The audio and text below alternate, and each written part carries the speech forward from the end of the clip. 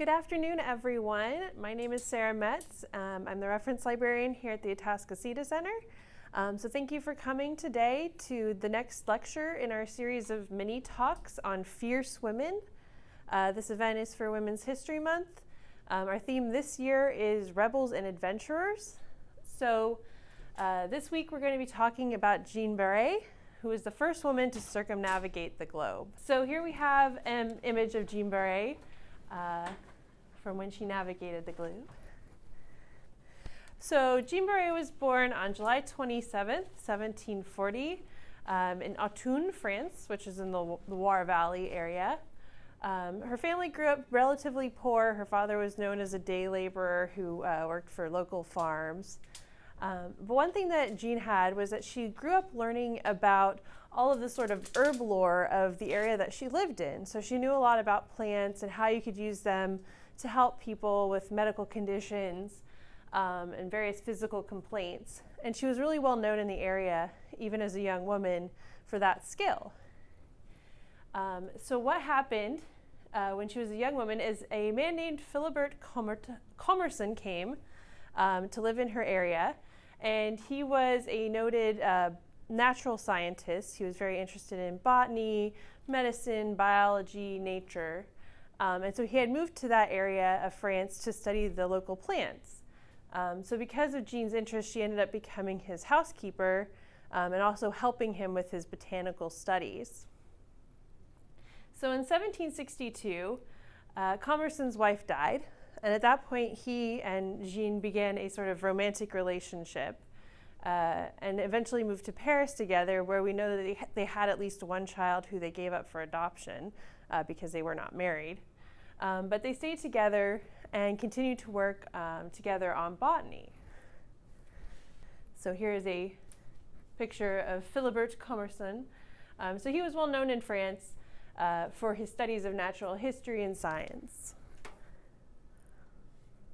So at the same time that they were moving to Paris, Admiral Louis-Antoine de Bougainville was asked to lead a fleet of French ships around the world to discover new territories for France. And they were also doing scientific studies at the same time to make it look not as grabby of territory. But that was the main idea, was to find places that hadn't been settled or colonized yet and settle them for France. So Bougainville asked Commerson to serve as botanist on this trip and sold him on going to many new and exotic lands and finding different specimens that they had never found before. So Commerson wanted Jeanne to come along as his assistant. But at this point in time, women were not allowed on French ships. They weren't allowed on many ships, especially not working on the ships. So they developed a ruse together where Jeanne would become Jean, a young man, who had a good knowledge of botany somehow and would magically stumble by the ship before they left port and offer to become the assistant to Commerson. And the ruse worked. He went along to the ship. They said, oh, well, we're looking for somebody with a strong back to help him gather samples. And they said, sure. So now they're together on this voyage. And here's a picture of Admiral Bougainville, who was a French admiral. He had served in the military, in the Navy, and then he was also an explorer. So in 1766, they sail upon the ship Etoile, and so it left Nantes, France, to make a voyage around the world. The first place that they stopped was Uruguay in South America, where Jeanne did most of the exploring because Commerson found himself in ill health. So she was actually doing a lot of the work, collecting samples, providing observations of what the environments were like that they were visiting. So they spent quite a bit of time in South America. They went to Rio de Janeiro, and it was here that Jeanne discovered a plant with bright pink and purple flowers, which she named after the expedition's commander. So if you've ever seen Bougainvillea, that was named by Jeanne. It was named after the admiral. So the next time you enjoy looking at one of those beautiful plants, you can think about their exploration around the world. So as the trip went on, and it lasted many, many months, the ruse started to wear thin. Jeanne was masquerading as a man, which meant she had to undertake a disguise. So she was always binding her chest down so it appeared flat. She always hid away. She never relieved herself with the other crew members. She always carried a loaded pistol in her belt, even when they were on board the ship and not in a dangerous situation, which sort of got people's notice. So she started to spread a story that he, Jeanne, had been captured by Ottoman Turks who had castrated him, and that he was embarrassed to take his clothes off in front of his fellow crew members, which actually bought some time. But as time went on and they headed into the South Pacific, things began to change. Here's a map showing the voyage that they undertook, so leaving from France, heading down into South America, around the tip and over into the Pacific Ocean, and then back around through Indonesia and around Africa. When they reached Tahiti, her gender was discovered, and there are 3 theories about how this happened. According to the record left by Admiral Bougainville, he said that when they docked in Tahiti and she left the ship, the Tahitians smelled that she was a woman and proclaimed that in front of everyone on the ship, and she had to confess and say, "Yes, I am a woman." That was the official account.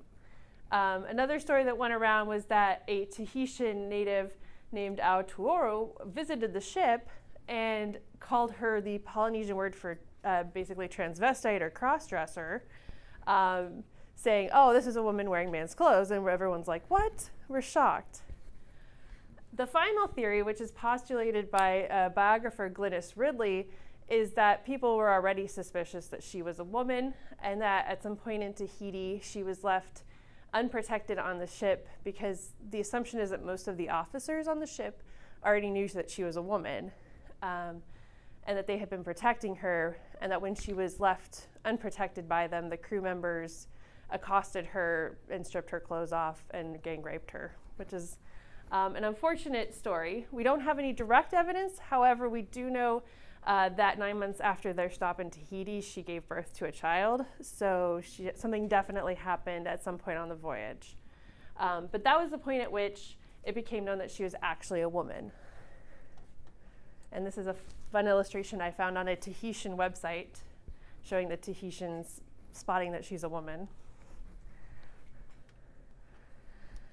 But they actually remained aboard the ship until it landed at Mauritius, a French colony which is in the Indian Ocean. At this point, the story goes that she and Commerson were ordered to remain in the colony by the governor. But that's likely a cover story, because Bougainville really didn't want to get back to France and explain how he now had a woman and a child on his boat when he had left with only men. So they remained behind while that ship continued on to France.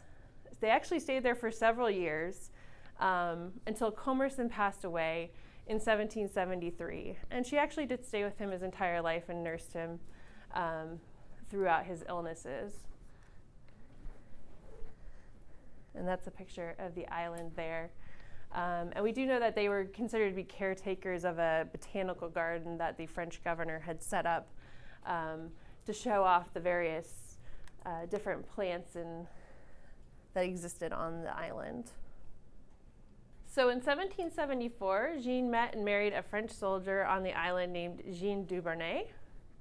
After they got married, they returned to France by sailing around the coast of Africa. And when they arrived back in France, that meant that she had completed a circumnavigation of the globe. She had departed from France in one direction and come back the other way. So making her the first woman that we know of in history to do that. And while it would have been really easy for her adventures to have been swept under the rug, many people actually went out of their way to recognize her accomplishments. So when she arrived back, Commerson's family actually honored her contract. They paid her the full sum for serving as his assistant for all those years. And the French Navy actually bestowed a pension upon her. This was apparently at the behest of Admiral Bougainville, who wrote a recommendation for her to receive it, calling her an extraordinary woman and thanking her for her work gathering exotic plants for the French government.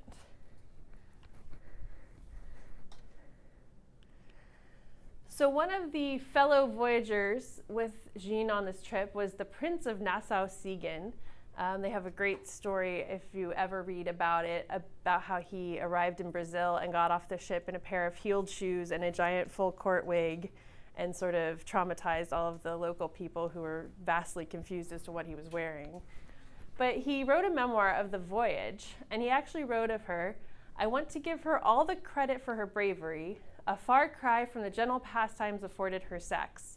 She dared confront the stress, the dangers, and everything that happened that one could realistically expect on such a voyage. Her adventure should, I think, be included in a history of famous women." And she ended up living with her husband in his hometown, St. Olay, peacefully until she died at the age of 67 in 1807. And that makes her the first woman to have circumnavigated the globe.